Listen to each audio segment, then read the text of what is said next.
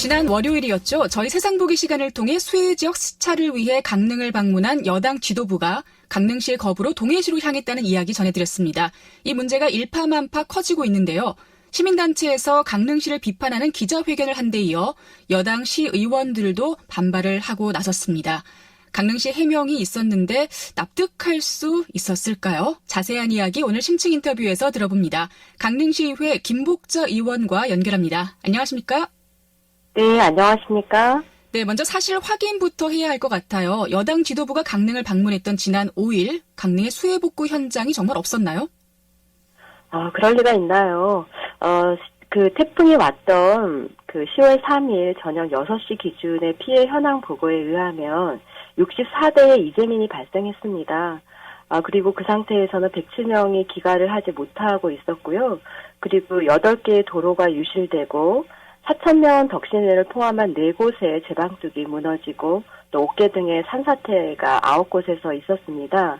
그래서 이틀 만에 이것이 다 복구된다는 건 정말 어려운 상황이었고요. 상습 침수 지역이었던 경포 진안산과 그리고 포남동 올림픽도로 아래 또 그리고 산성우리 등 침수가 심했던 곳에서는 군장병들과 봉사자들이 여전히 현장에서 복구를 돕고 있었습니다. 이 부분은 강릉 시민들이 다 아는 내용입니다. 네. 그때 여당 지도부가 방문을 했을 때 그 시간에 특별한 일정이 있어서 만날 수 없다라고 이제 강릉시가 밝혔었는데 실제로 그럼 강릉시장님은 그때 그 특별한 일정이라는 게 뭐였나요? 특별한 일정이 있었다고 그 말을 한 부분은 저는 이제 공식적으로 그 이야기는 듣지 못했지만요. 네. 그날은 이제 경포 마라톤 대회가 오전에 일찍 있었습니다. 9시 전에 개회식에 참석했었고 그 이후에는 정확하진 않지만 수해 현장과 또 커피 축제가 같이 진행됐었기 때문에 그 일대를 시찰했다고 생각하고 있습니다. 그냥 추측으로는 그렇다라는 말씀이신 거예요? 네네네. 네. 어쨌든 마라톤 축제에 참가하신 것까지는 확실한 부분인데 그 축제를 위해서 수해 지원을 논의하기 위해 강릉을 찾아온 여당 지도부의 만남을 거절했다라고 하면 이게 잘 이해가 가지가 않거든요. 물론 마라톤 네. 축제도 공식 일정이고 미리 잡혀있던 일정이기 때문에 참석을 하실 수도 있는데 그렇다면 부시장님이나 담당 국장이나 다른 상황 설명이 가능한 공무원이 여당 지도부와 또 수해 지역 사찰을 같이 해도 되지 않았을까요? 네, 그래서 이 부분에 대해서 이제 좀 팩트에 대해서 한번 점검이 좀 필요할 거라고 생각하는데요. 네. 이게 이제 처음 시작된 것은 더불어민주당 이해창 당대표가 그 동해안 태풍 피해 지역 지원 방안 등을 논의하기 위해서 강릉 피해 현장을 방문하고자 한 건데요. 그 이유는 뭐냐면 이 대표가 무조건 강릉으로 가겠다고 결정했는데 그 판단은 지난 저희가 옥계에서 4월 산불 피해가 상당히 컸었잖아요. 네네. 그래서 산불 피해도 컸었는데 이렇게 강릉에 또 태풍으로 큰 피해를 입게 되는 소식을 듣고 무조건 강릉으로 가겠다고 결정을 한 겁니다. 네.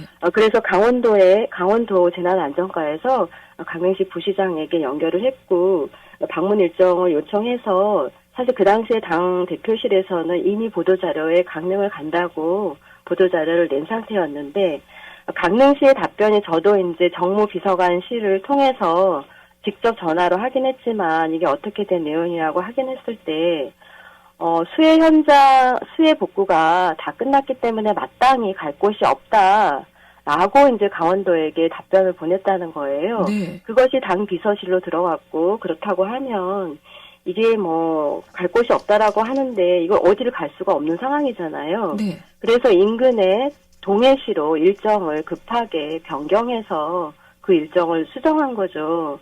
그래서 저희가 생각했을 때는 우리가 복구도 안 됐고 여전히 우리는 피해 상황을 알려야 되고 또 복구가 설사 됐다 하더라도 피해 현황이 이만하니까 우리 소상공인들에 대한 피해 지원도 안 되고 해서 뭔가라도 요청해야 되고 지도부가 안 와도 우리 강릉시는 피해자 입장에서는 어디 중앙에를 올라가서라도 그것들을 좀 알리고 요구해야 되는데 오겠다는 것도 이제 마다한 상황이 되었다고 저는 생각합니다. 그렇군요. 강릉시에서도 이번 일에 대해서 좀 의견이 있을 것 같아요. 뭐라고 얘기를 하나요? 네, 앞서서 얘기드렸지만 그런 상황이었고 그것에 대해서 이제 시민단체가 기자회견도 하고 저희 더불어민주당 의원들도 8명이 이제 공동으로 성명서도 낸 상태인데요. 근데 최근 이제 제가 어제 또 다른 상황에서 보면은 우리 그 강릉 시정 모니터단의 회의에서 이 담당 과장이 그 부분에 대한 이야기도 강릉 시민들에게 전달했다고 하는데요. 뭐 시의 입장은 뭐 이 민주당 당대표가 여당 지도부가 오는지 몰랐다. 뭐 강원도에서 연락 온 것뿐이다. 뭐 그래서 그냥 상황을 그렇게 얘기했는데 언론이 사실과 다르게 이야기하고 있다.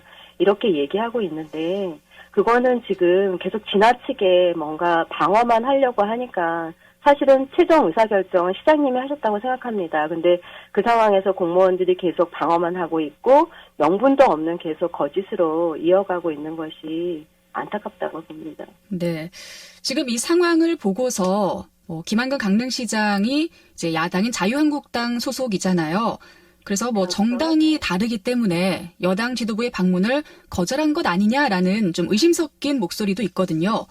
만약에 이런 정치적인 이유로 강릉 시민을 외면했다고 하면 글쎄요. 여기에 대해서는 어떻게 생각을 하시나요?